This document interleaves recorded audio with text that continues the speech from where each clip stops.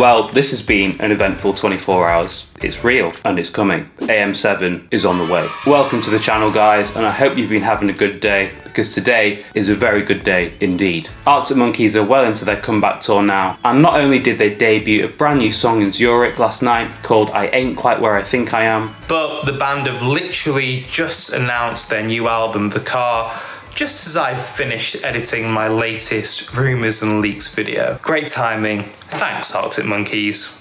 Now let's talk about the new album. Make sure to watch to the end of this video, because I've got a theory about what this album will be about and clues that I've picked up along the way that I think the band are giving us. Let's get straight into it.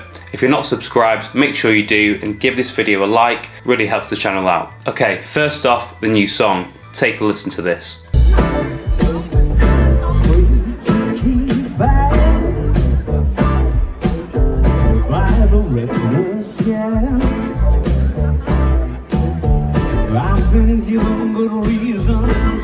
Now, I'm definitely getting Tranquility Base vibes from this song, but I'm also getting Motown and some funk guitar vibes also, something that we've not heard from the Monkeys before, which I'm really excited about. Now, I don't want to say too much about this new sound, because I do think the actual single is going to drop tonight. I'm not going to say too much about this fan recording just yet. Okay, so on to the details of the album itself. The name of the album is The Car, and there are just 10 songs on the album. I really hope this is quality over quantity. The band are definitely going against the grain here, because I swear to God, albums are just getting longer and longer at the moment. The track listing is certainly entertaining, but I feel that unlike Tranquility Base, it really doesn't give much away this time. The artwork is also much simpler this time. The picture is actually taken by Matt Helders here, and the car in the image is, I think, a 1984 Volvo. So could this be a clue that we're getting an 80s themed album? Also released today was a short excerpt from an interview that Alex has done recently with a Big Issue. The full interview comes out at the end of the month, and he talks in here about the album having essentially better dynamics than Tranquility Base. I think several fans found Tranquility Base to be a bit flat, to be honest, so I'm glad they've worked on that. And we've had confirmation here from Alex also that strings will indeed feature on the album. They recorded them at Butley Priory, as I mentioned in one of my previous videos covering this, so I'm expecting a more dynamic and cinematic sound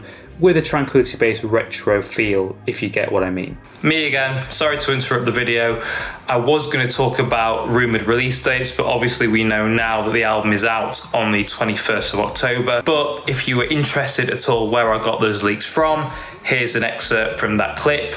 If not, just move on to the next section. So we have a potential album release date leak also. A music account on Twitter called Has It Leaked with Stefan has said that the album is going to drop on the 21st of October of this year, and that we should be expecting an announcement very soon. The news apparently comes from an Arctic Monkeys roadie who is believed to have leaked this information to some fans. Stefan, if that is indeed his real name, has stated that it sounds credible to him because other big acts like Red Hot Chili Peppers in the 1975 are releasing their albums a week prior, which makes sense to me, to be honest. Labels do coordinate with each other to make sure that similar artists aren't competing for coverage and chart space when they're releasing their albums. And so global artist releases are usually staggered at least a week apart. Now, he even states in this article that no other legitimate sources are actually corroborating this information, so we'll just have to see what comes of this. But does it seem like it could happen? Well, if you take a look at the band's touring schedule on the website, you'll see that there is what can only be described as an unusually long window between when their European tour ends and when their South American tour begins. Their European tour, as you can see on screen there, ends on the 18th of September of this year, but their South American tour doesn't start until the 4th of November. That's just under 2 months, which is quite a long break, and the month of October is completely free. Coincidence? I think not. So if the new album is potentially just a few months away,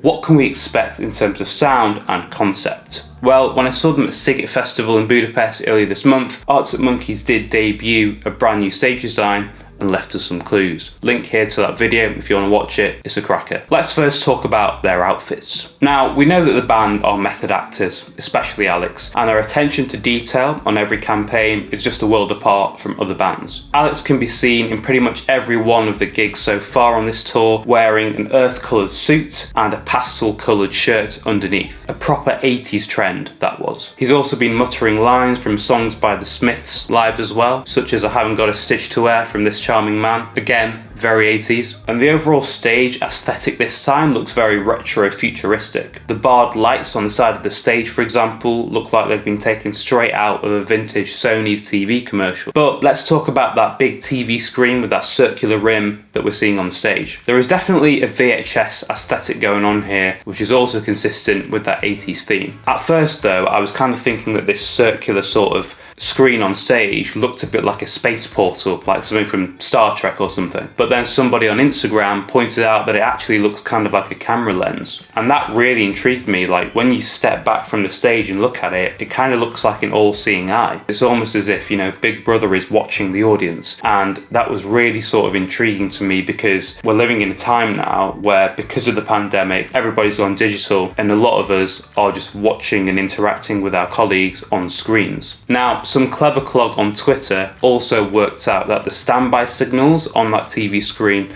that were shown before Arctic Monkeys started playing are actually a broadcast to a station in the US. And that station is WHBF TV, Channel 4, Rock Island, Illinois. And the channel serves as a CBS affiliate in the Quad Cities area, an area which is home to a major military operation and a large surveillance unit. Now, there are also rumours online that Alex has allegedly been heavily influenced by French philosopher Foucault, who writes and shares his ideas about government surveillance. Now, how does this fit into that 80s aesthetic? Well, the 80s was the Reagan era in which the US national security started spying on their own citizens. Congress passed the Foreign International Surveillance Act in 1978, and this was mainly so that the US could spy on their foreign rivals. However, this also gave US national security a pass to spy on their own citizens. Not to mention, in that new song, the Arctic Monkeys debut, Alex does sing, "I can see both islands now from my vantage point, I ain't quite where I think I am," which would be consistent with this theme. I've got to say, maybe I'm reading into this a bit too much, but those broadcast signals have to have some significance. It's got to be some sort of clue. And it would be very Alex Turner to hide these genius Easter eggs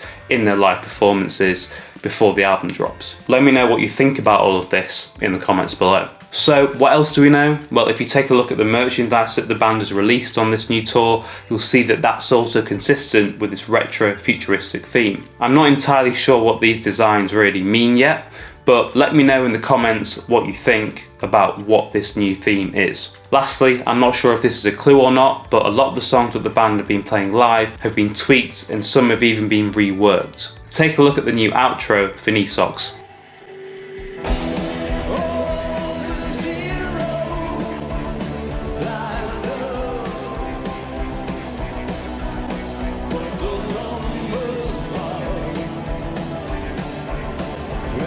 Who saw this coming? Now, this is consistent with what Matt said in a previous interview, that this new album would have tranquility-based vibes, but overall it would be a faster tempo and more upbeat. So I am unbelievably excited for this new album, and I think the band are just going to take it up a notch again with this new release. Cannot wait. Make sure you like the video if you enjoyed it, and turn on notifications so you don't miss any more Arctic Monkeys coverage. Subscribe to the channel, and I will see you in the next one.